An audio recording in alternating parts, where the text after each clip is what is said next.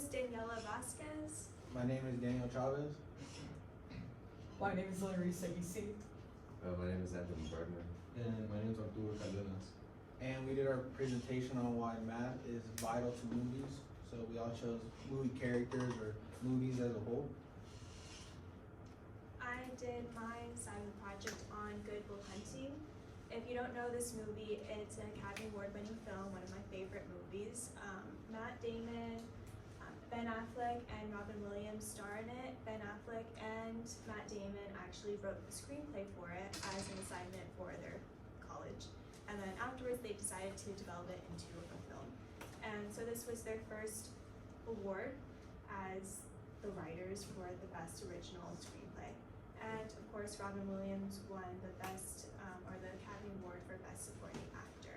This film is based in MIT in Boston, Massachusetts, and Matt Damon is considered a genius. He is underprivileged, he lives a very poor life, an abusive household, and he is an orphan. However, despite these hardships, he is able to, of course, develop math theories and prove them.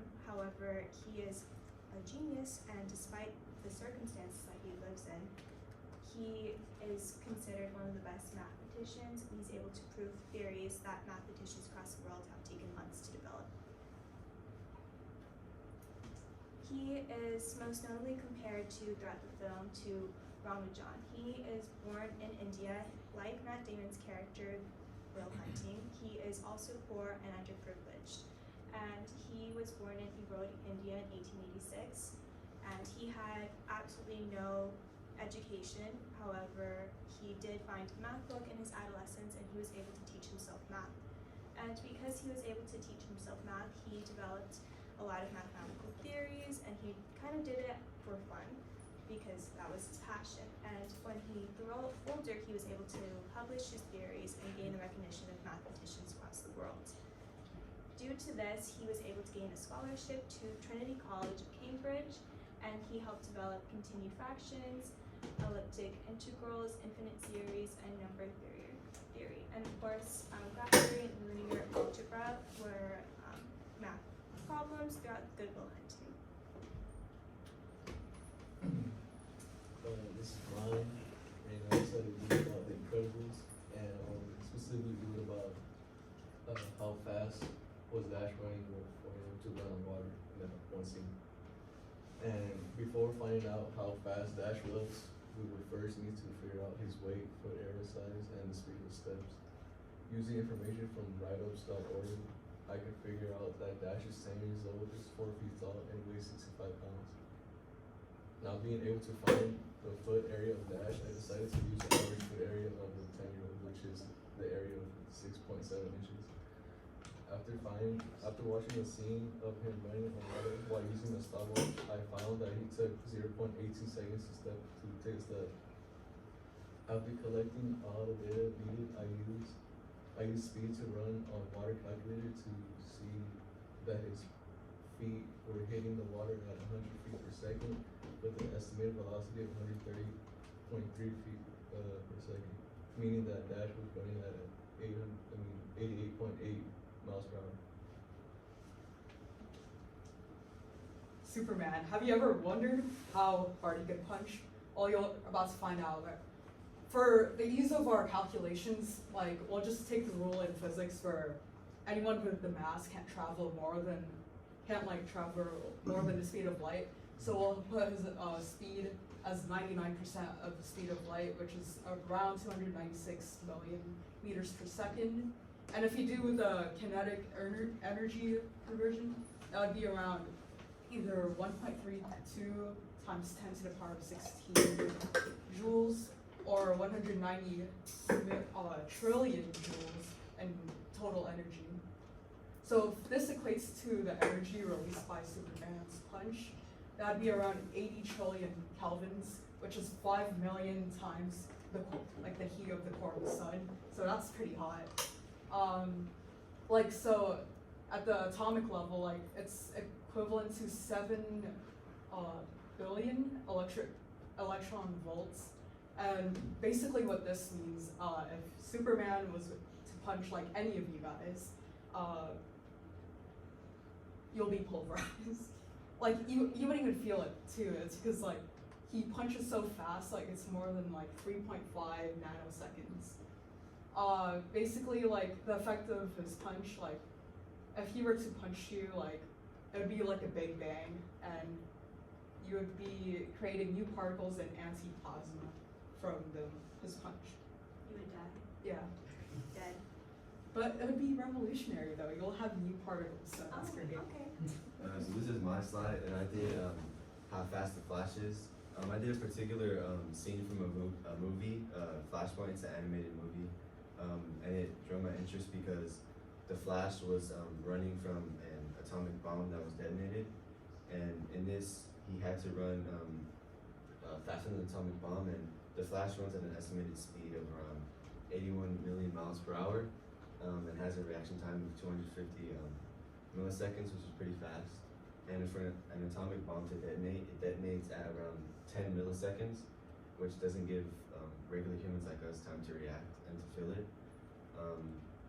And he also had to run on water as well, which, based on research that I've done, the average speed to run on water is, for humans, to be 67 miles per hour. And for us to do that, we'd have to have bigger feet, and the gravity would have to be lighter on us. But for the Flash, he runs around 650 miles per hour on water on average, and equations that you can use to test his acceleration velocity are A equals VF minus VI over T, which is VF is final velocity, and VI is the initial velocity, and T is time. You can also use speed equals distance over time, which is a very basic equation to calculate how fast someone is going. And that's my slide. So I did my slide on Dragon Ball and how their characters gain power throughout their series. So the main character, which is on the left, is Goku, and on the right is a chart regarding all the main characters and main villains and what their powers are throughout the show. So like at the bottom, it's labeled as each saga, so each character's power throughout each season. And then the math involving Super Saiyans and each transformation they go through. So each picture at the bottom is a transformation that he goes through throughout the series or the shows and a lot of movies. The equation that is used is f of x is equal to 0.25 x squared times x plus 1 squared. And this is basically what we use in class. This is, if you graph it, it's a parabola, but everything's gonna be positive since it's regarding a person or something living. So every time he gets stronger, it's gonna be a higher positive number that's gonna be added in.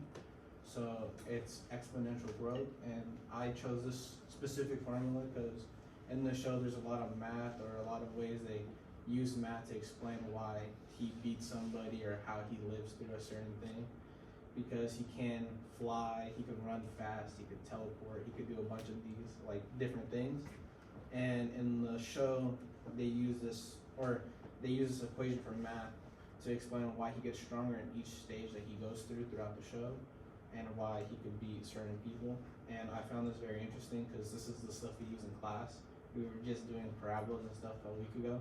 So the fact that shows or even cartoons that we watch as kids involve math, or like how the Flash, Superman, and all these superheroes use math is very interesting. And how even the smallest difference, like in this show, he used his calc, which is this red one, and it's that form is a base multiplier of 2, but every time he changes the number when he uses it, it's like a 6 times or whatever on top of his base power. So it would alter the equation a little bit, but it's just adding an extra x or an extra like 3x to the equation to find his total strength. And then that's why the graph was used, like showing what character does what. And then this is a works cited page. Any questions? Yes. What made you choose this topic? We chose this topic because everyone loves watching movies, whether it be a documentary or like a cartoon.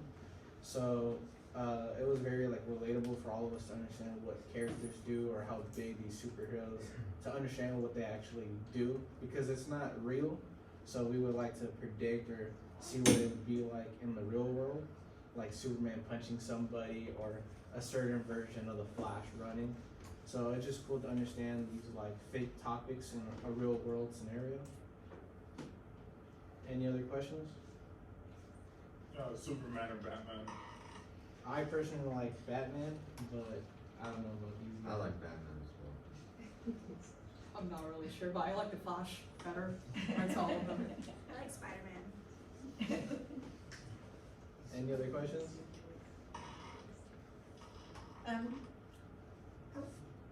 I think you guys did a really good job of integrating different types of math and illustrating how actually these animators and these movie makers actually rely on a lot of mathematics. And when you're just studying arithmetic, you don't know how valuable this stuff is gonna be. And why don't you? Because you don't know it yet. You don't know how it can be applied.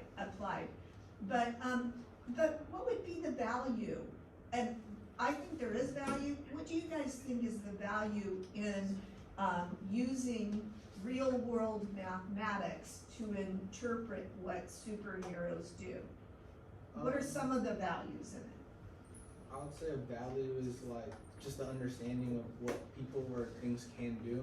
So like I know in the military and stuff like that, they're making exosuits, and we see Iron Man as a superhero movie, and that's all cool and all, but to see what that could be like in real life, like an exosuit to help people be stronger, do certain tasks that a normal person usually won't do, requires a lot of math.